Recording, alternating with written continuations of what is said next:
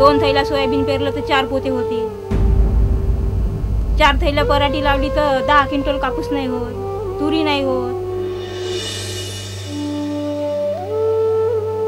महागाई वाढतच आहे. पहिल्या वर्षी एवढं असं कठीण गेलं मला की माझा मुलगा रेडा विकत होता.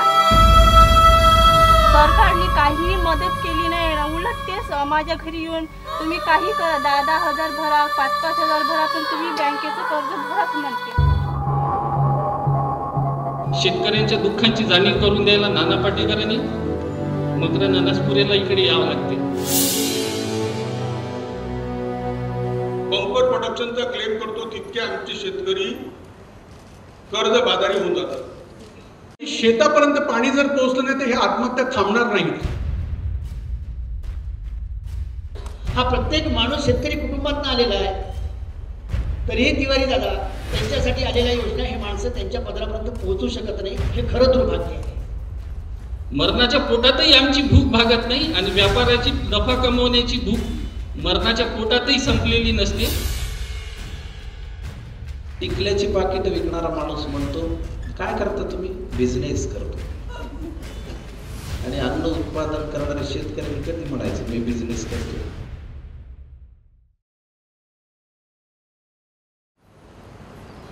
असले उपक्रम आणि कार्यक्रम करावे लागतात याच्यासारखं दुर्दैव नाही. आपण सगळ्यांनी मिळून हे जर केलं तर हे चित्र असंच नाही राहणार, बदलेल. नाना पाटेकर हा काही माणूस नसतो, ही वृत्ती असते. जोपर्यंत ही वृत्ती आहे तोपर्यंत तो मांडव काही पडायचा नाही. त्याबद्दल आपण निश्चिंत राहावे. मला माणूस म्हणून जिवंत राहायचं, म्हणून मला काहीतरी कुठेतरी त्रास होतोय, म्हणून हे सगळं चाललेलं आहे. खरं सांगतो मला आता मुंबईमध्ये जाऊन पुन्हा नव्यानं काम सुरू कसं करायचं हा प्रश्न पडलेला आहे. हे चेहरे झोपू देणार नाही, स्वस्थ बसू देणार नाही. हळहळण्याच्या पलीकडेही काहीतरी करता येतं हे आपल्याला समजलं पाहिजे. जेवढं जमेल तेवढं आपल्याला प्रत्येकाला, कोणा किती पैशाची कुवत तुमची किती आहे हा प्रश्नच नसतो. मनामध्ये ही भावना रुजणं हे फार महत्वाचं आहे. एक कळकळीचं आवाहन समस्त शेतकऱ्यांना. तिडके सावकारावर धावून जाणारा डेबूजी या भूमीतला आहे आणि आपण सगळे त्यांचे वारस आहोत. माझ्या मुलांच्या वयाचे आहेत सगळे, त्यांच्यापेक्षाही लहान आहेत. आपण ह्या सगळ्यांना आपली मुलं म्हणून घेऊया. आता नुसतं ऐकायचं नाही किंवा नुसतं बसायचं नाही किंवा नानांकडनं ह्या पुढं काहीच मागायचं नाही. तुम्ही दिलं ते पुष्कळ आहे. आता आम्ही आमच्या खिशात हात घालतो, आपण सगळेजण घालूया. आता त्यांनी खरं तर ठिणगी पेटवलेलीच आहे, त्याची मशाल आपण सगळे मिळून करूच. आणि ही मशाल माणुसकीची, ही मदतीची. हा उपक्रम माणुसकीचा उपक्रम आहे. तो सुभाष जांभुणे म्हटल्याप्रमाणे एक मर्दुंगीचा उपक्रम आहे. म्हणून स्पष्ट बोलणारा असा माणूस आम्ही आमच्या परिवाराशी जोडून घेतलो.